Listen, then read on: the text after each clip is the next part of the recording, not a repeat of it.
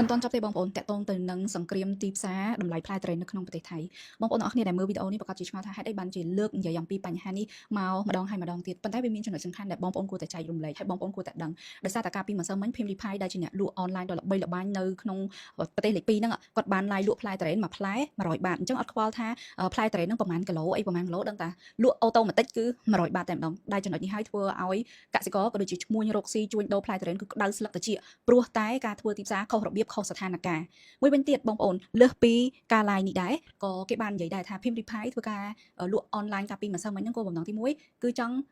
នាំចេញប្រភេទផ្លែទុរេនដែលវាលើសទិន្នផលនៅក្នុងឆ្នាំ2026នេះឲ្យលក់ឆាប់អស់គឺគោលបំណងជួយកសិករនៅក្នុងស្រុកទេហើយទី2គឺចង់ផ្សព្វផ្សាយឲ្យដល់ប្រទេសចិនឲ្យប្រទេសចិនពលរដ្ឋចិនហ្នឹងមើលឃើញអំពីសាច់ទុរេនល្អក៏ដូចជាគេហៅថាទិន្នផលដែលទើបតែប្រមូលបានហ្នឹងគឺវាចាប់ផ្ដើមមានទីផ្សារច្រើនជាងឆ្នាំ2025ប៉ុន្តែអ្វីដែលជាការផ្សព្វផ្សាយរបស់ PewDiePie បានធ្វើឲ្យពលរដ្ឋចិនជាច្រើនដែលគាត់ប្រើប្រាស់បណ្ដាញសង្គមចិនតែម្ដងម្នាក់ៗគាត់បានបញ្ចេញទស្សនៈថា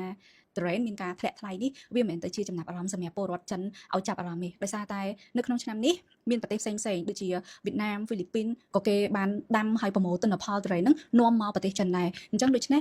ប្រទេសថៃមិនមែនទៅជាប្រទេសអតិភិបដូចពេលមុនសម្រាប់ប្រទេសចិនមើលឃើញអំពីផ្លែទុរេនហ្នឹងទេលើសពីនេះទៅទៀតពលរដ្ឋចិនក៏ដូចជាព័ត៌មានចិនជាច្រើនធ្លាប់មានរបួសដោយសារតែកាលពីឆ្នាំ2025ខែមករាគេមើលឃើញថាផ្លែទុរេនដែលនាំមកពីប្រទេសថៃហ្នឹងគឺមានផ្ទុកសារធាតុដែលបង្កនៅមហារាជកន្លែងហ្នឹងហើយដែលធ្វើឲ្យពលរដ្ឋចិនមួយចំនួនធំគឺគាត់អស់ទំនុកចិត្តទៅលើប្រភេទផ្លែទុរេននៅក្នុងប្រទេសថៃខ្ញុំសូមលើកពីបញ្ហាដែលកើតឡើងកាលពីឆ្នាំ2025បន្តិចហេតុអីបានខ្ញុំនិយាយថាវាទៅជារបួសមួយដែលធ្វើឲ្យពលរដ្ឋចិនមានការចងចាំសូម្បីតែមន្ត្រីគយរបស់គេហ្នឹងក៏បានធ្វើការត្រួតពិនិត្យល្អិតល្អន់ដែរមកដល់ពេលនេះក៏នៅតែត្រួតពិនិត្យដែរបើសិនជាមានករណីក្នុងការនាំចូលពីថៃមកប្រទេសចិនអញ្ចឹងគេបាននិយាយថាកាលពីខែមករាឆ្នាំ2025ហ្នឹងមន្ត្រីគយចិនបានត្រួតពិនិត្យផ្លែទុរេនហើយរកឃើញថាមានសារធាតុអូរ៉ាមីនអូឬក៏ basic yellow 2ដែលជាសារធាតុគីមីហើយគេហាមឃាត់មិនឲ្យប្រើនៅក្នុងអាហារព្រោះវាបង្កទៅជា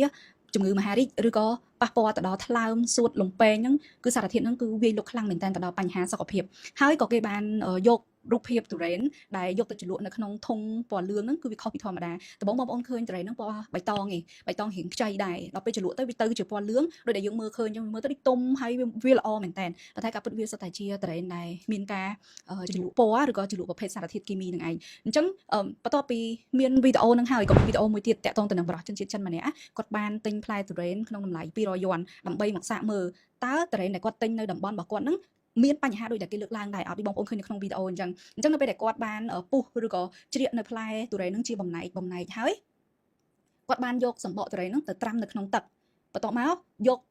ច្រាស់ដុសថ្មីហ្នឹងយកមកដុសលើសម្បកហ្នឹងនៅពេលដែលគាត់ដុសហើយគាត់ឃើញថាទឹកហ្នឹងប្រែទៅជាពណ៌លឿងខ្លាំងមែនទែនដែលចំណុចនេះ